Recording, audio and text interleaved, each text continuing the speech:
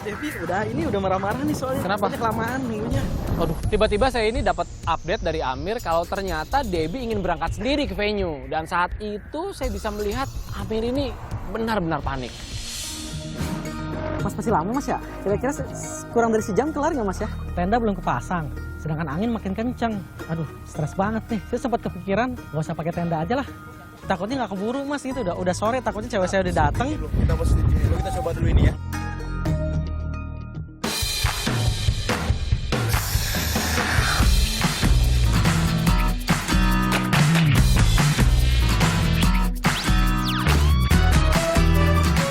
Amir, hari itu pelamar ngajak saya ketemu di tempat yang ternyata akan ia jadikan venue oleh pelamar kami di episode kali ini. Kalian tuh udah 8 bulan ya? Iya, 8 bulan. Debbie itu temennya?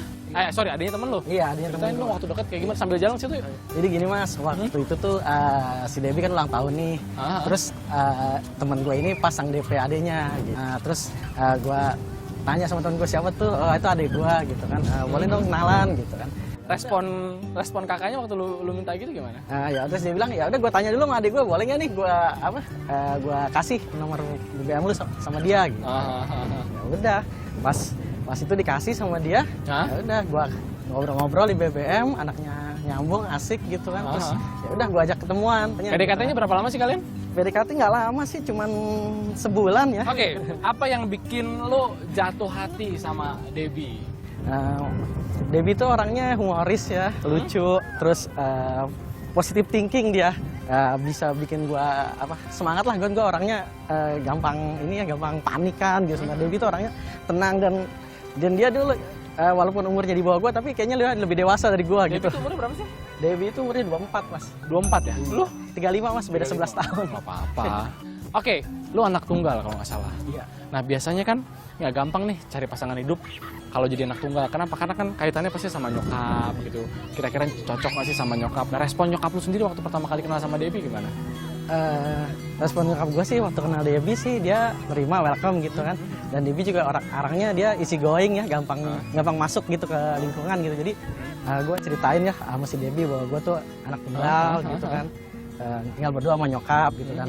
Nanti kalau kita married ya maksudnya dia juga harus nerima gitu gue sama nyokap gue gitu. Dan dia mau? Dia mau.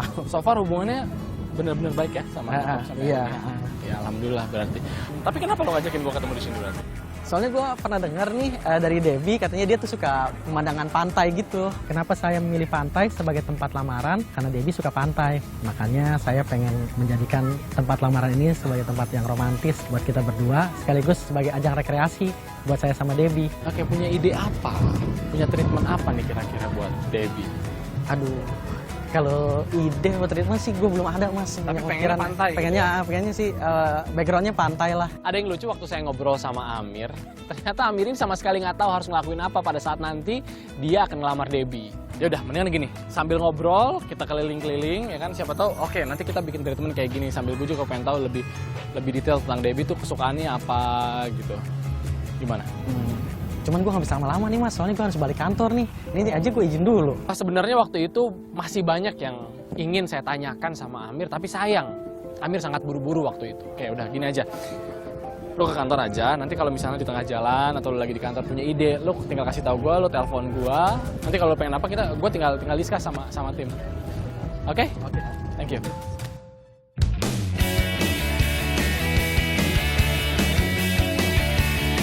Hari itu saya janjian sama Amir untuk kasih update mengenai treatment pelamaran. Intinya nanti lu datang sama Debbie, lu seakan-akan kayak piknik aja.